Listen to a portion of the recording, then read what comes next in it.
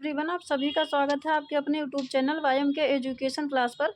इस चैनल पर friends complete education subject UGC net के लिए पढ़ाया जाता है। फ्रेंड्स देखिए, छोटे छोटे सेलेक्टेड टॉपिक जो सेलेक्टेड टॉपिक हैं इंपॉर्टेंट, वही इस चैनल पर हम लेके आते हैं। तो आप भी फ्री में इस चैनल को सब्सक्राइब करिए, फ्री में सारी क्लासेज यूनिट वाइज क्रम से पढ़िए फ्रेंड्स। और जो सिर्फ इम्पोर्टेंट है, बिल्कुल बेसिक चीज़ थ्योरी, उसकी थीम बहुत ही कम समय में क्लियर कॉन्सेप्ट समझिए। देखिए क्या है, यूनिट 7 में क्लास 9 यूनिट 7 जो हम पढ़ रहे थे शिक्षण शास्त्र, उसके अंतर्गत आज हम पढ़ेंगे। देखिए, शिक्षण के उद्देश्यों का वर्गीकरण। कल हमने उद्देश्य क्या होते हैं ये पढ़ा था, तो उद्देश्यों का वर्गीकरण जो कि आज की क्लास बहुत ही इम्पोर्टेंट है। बस पढ़ेंगे सिर्फ 5-6 मिनट में। क्या देखिए जल्दी जल्दी। तो इससे पहले क्या करिए, वीडियो को लाइक और चैनल को कर लीजिए सब्सक्राइब, ताकि आप भी जो है इस प्रकार की चीज़ें जो फ्री में है वो प्राप्त कर सकें। तो देखिए, शिक्षण उद्देश्यों का वर्गीकरण सबसे पहले किसने, बीएस ब्लूम ने कब 1956 में किया था। तो शिक्षण के जो उद्देश्य हैं उनका वर्गीकरण सबसे पहले बीएस ब्लूम ने 1956 में किया।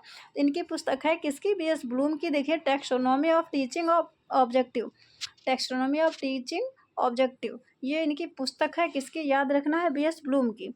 तो इन्होंने ये देखिए क्षेत्र 3 जो बताए थे, 1, 2, 3, ये हमने कल ही बताए थे। ज्ञानात्मक उद्देश्य, भावात्मक उद्देश्य, क्रियात्मक या मनोगत्यात्मक उद्देश्य, ये मुख्य रूप से इन्होंने 3 उद्देश्य अब बताए हैं। अब इन तीनों का देखिए अलग अलग वर्गीकरण बहुत ही ध्यान से देखिए। तो ज्ञानात्मक उद्देश्य, इसके 6 स्टेप बताए हैं किसने, बीएस ब्लूम ने। 6 स्टेप उसके बताए हैं। कौन कौन से, देखिए बड़े ध्यान से देखना है कौन कौन से। ज्ञान, बोध, अनुप्रयोग, विश्लेषण, संश्लेषण और मूल्यांकन। तो सबसे पहले ज्ञान प्राप्त करना, फिर उसका बोध मतलब उसको समझना, बोध का मतलब फिर प्रयोग करके देखना, फिर उसको डिटेल में विश्लेषण करना, फिर संश्लेषण करना, फिर बाद में जो है मूल्यांकन करना। तो ये 6 स्टेप ज्ञानात्मक इसमें बताए हैं। जो ज्ञानात्मक उद्देश्य बताया है उसके अंतर्गत 6 स्टेप बताए। कौन कौन से, फिर से देखिए, ज्ञान, बोध, अनुप्रयोग, विश्लेषण, संश्लेषण। तो ये याद करना है। यह कहाँ, देखिए क्रम से आ सकता है, चाहे वो इधर से क्रम से आ जाए या इधर से सीधा क्रम से, उल्टा सीधा किसी भी प्रकार से आ सकता है, कि उसको आपको क्रम से भी याद रखना है कि किसके बाद क्या आता है। ज्ञान के बाद बोध, जैसे पहले जैसे किसी चीज़ का ज्ञान प्राप्त किया ऐसे याद करने के लिए, फिर उसको समझा, फिर उसका प्रयोग किया, विश्लेषण किया, फिर संश्लेषण, अंत में मूल्यांकन। मूल्यांकन हमेशा अंत में ही आता है। तो ये है। उसके बाद में एक और इसमें खास चीज़ क्या है, देखिए ज्ञान बोध अनुप्रयोग। अब देखिए, ज्ञान, बोध, अनुप्रयोग ये क्या है। जैसे कि शिक्षण के स्तर आपने पढ़े थे, कौन सा निम्न स्तर है, कौन सा स्मृति स्तर, बोध स्तर, ये सारे हमने पढ़ाए थे। तो ज्ञान, बोध, अनुप्रयोग, वैसे यहाँ भी देखिए स्तर है। ये कौन से हैं, ये जो है ये उद्देश्यों का सबसे निम्न स्तर है, सबसे निम्न स्तर है। ध्यान रखना है, ये सबसे निम्न स्तर है। और उसके बाद में बचा क्या, विश्लेषण, संश्लेषण, ये जो है मध्य स्तर है, ये मध्य बीच का है। उसके बाद मूल्यांकन, ये जो है उद्देश्यों में उच्च स्तर है। ये चीज़ें भी ध्यान रखना है, मोस्ट इंपॉर्टेंट है। तो ध्यान रखना क्या, प्रथम 3 ज्ञान, बोध, अनुप्रयोग निम्न स्तर, उसके बाद 4 नंबर, 5 नंबर विश्लेषण, संश्लेषण, ये कौन सा है, मध्य स्तर। मूल्यांकन जो है सबसे लास्ट में, और सबसे लास्ट में किया जाता है वो है सबसे उच्च स्तर। उसके बाद में फिर देखिए आगे बढ़ते हैं। सेकंड था भावात्मक उद्देश्य के अंतर्गत देखिए क्या, 1964 में ब्लूम एंड कैथवाल ने इसके स्टेप बताया। वो स्टेप कौन कौन से हैं, देखिए पहले जो ज्ञानात्मक पढ़ा उस चीज़ से वो संतुष्ट नहीं हुए, फिर उनने क्या किया, इसमें कुछ संशोधन किया।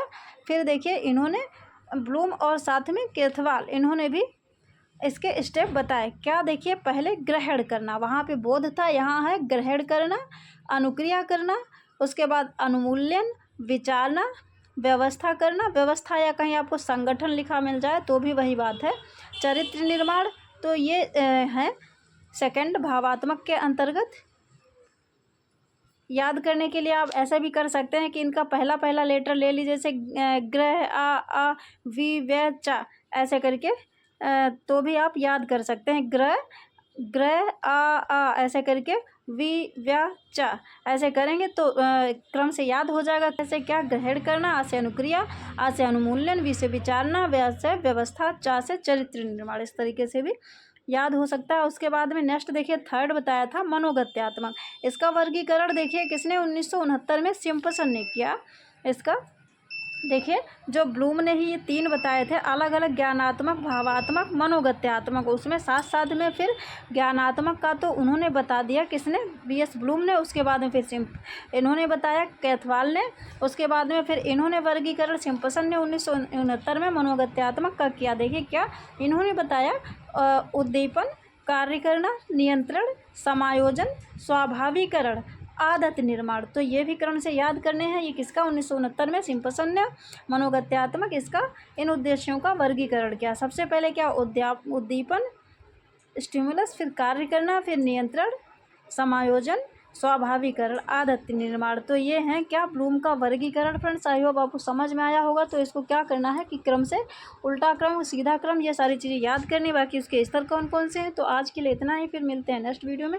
अगर ये वर्गीकरण सारा समझ में आया तो आप वीडियो को लाइक, चैनल को सब्सक्राइब और अपने स्टडी ग्रुप में शेयर भी कर दीजिए फ्रेंड्स। तो आज के लिए इतना ही, मिलते हैं नेक्स्ट वीडियो में। तब तक के लिए बाय, टेक केयर।